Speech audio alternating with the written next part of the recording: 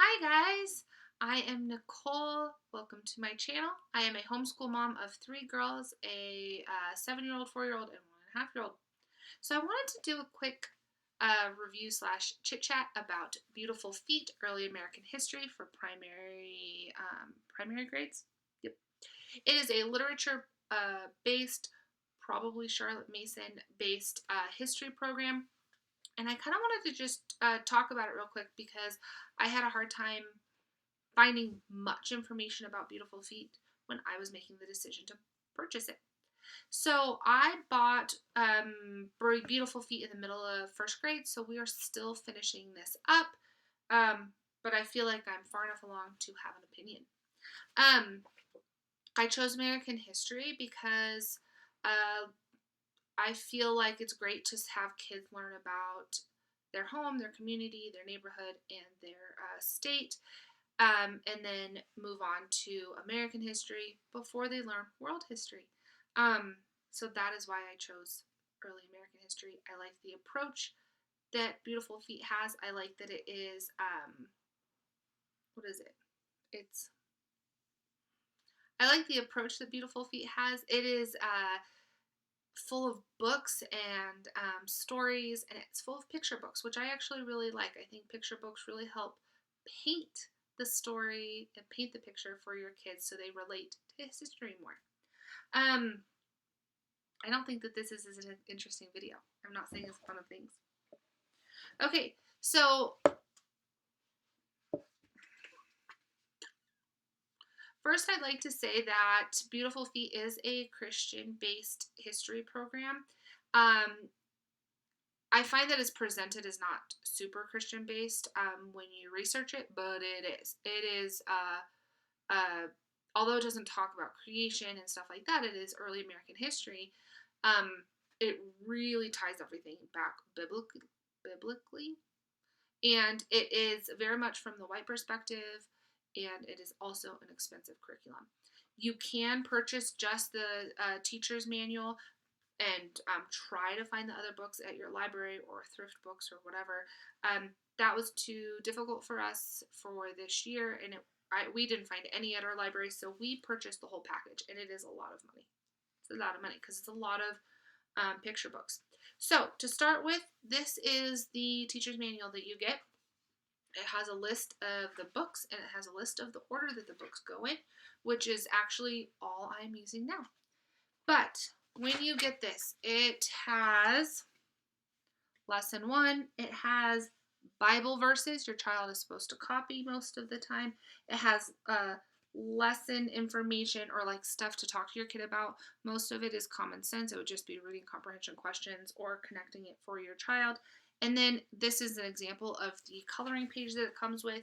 It's supposed to help your kids stay engaged to color in the black and white picture that has to do with the pages you're reading that day. My kids hate it. I tried to force it for a while at first, and then they rebelled because they thought it was a colossal waste of time.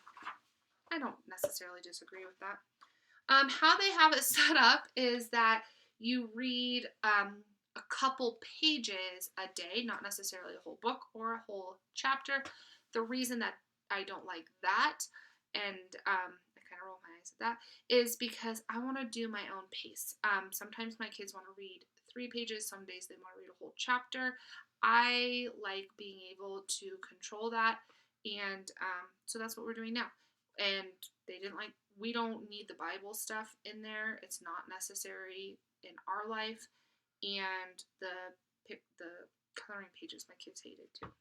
So we're using the list of books in the order that it presents it because it's chronological. So here are some of the books in no particular order, and also it comes with little CDs that I've never used, so I can't speak to. But here are the books.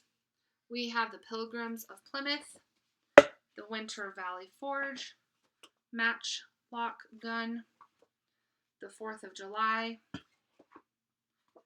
Columbus. And these are pretty books. Finding a picture. They're pretty. A lot of them are by, and I will not say this name right, Edgar Perrin Delaire. I can't say that. but it's a certain style. They're pretty books. Benjamin Franklin, Squanto's Journey. This is a different author and style. Ooh, that light. The Horseless Carriage, Meet Abraham Lincoln, Pilgrim Stories, The Courage of Sarah Noble, Jamestown, New World Adventure, Abraham Lincoln, George Washington, More Perfect Union. This one was actually really great for some government talk with my daughter. Buffalo Bill, Pocahontas, and then, like I said, Reach. You get CDs. Again, I haven't had any desire to listen to these, so I can't speak to them. They're probably fine. I don't know. So, my thoughts on this curriculum. I will use this as an example. The story of Pocahontas. This is, this is the pretty version. This, I mean, it talks a little bit about stuff. We all know that in reality, this is not a pretty story. It kind of glazes over that. It makes everything really, I don't know, it makes things pretty. It doesn't necessarily get into the nitty gritty of a lot of what history is and was, and I agree with that to an extent for little kids, but I do think that they need to understand some of the realities of history. History was not pretty. It was not perfect, and not everybody was Christian. Or white. Just my 2 cents. I'm trying to find this book. I think this was the first book that we had to read. I liked this book, Leaf the Lucky.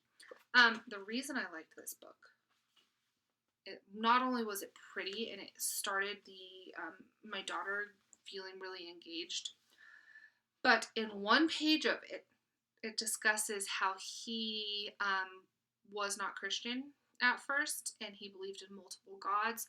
I have seen some people who dislike that. It is literally one page. I liked it. It let me create conversation with my daughter that around how not everybody believes what we believe. Not everybody throughout time has believed what we believe. Many people throughout history have believed in multiple gods or different versions of whatever, and I liked that conversation starter with her. Personally, some people don't want to do that with their kids. I like that. Columbus is an example of another example of whitewashing and Christian, making this the history super Christian. Again, it's a pretty book, has a lot of pretty pictures, and my daughter loves the pictures, but it really it does not go into any of the nitty gritty that is Columbus. It does not go into any of it. It's pretty wrapped up into a nice little bow, which again, some people for little kids want that and some people don't. When Pocahontas is a good example of some of the Native American approach.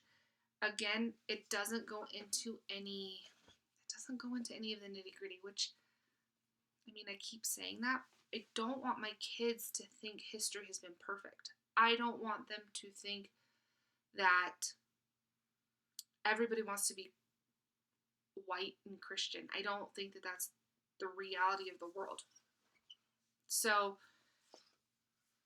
I'm pretty sure that this story isn't.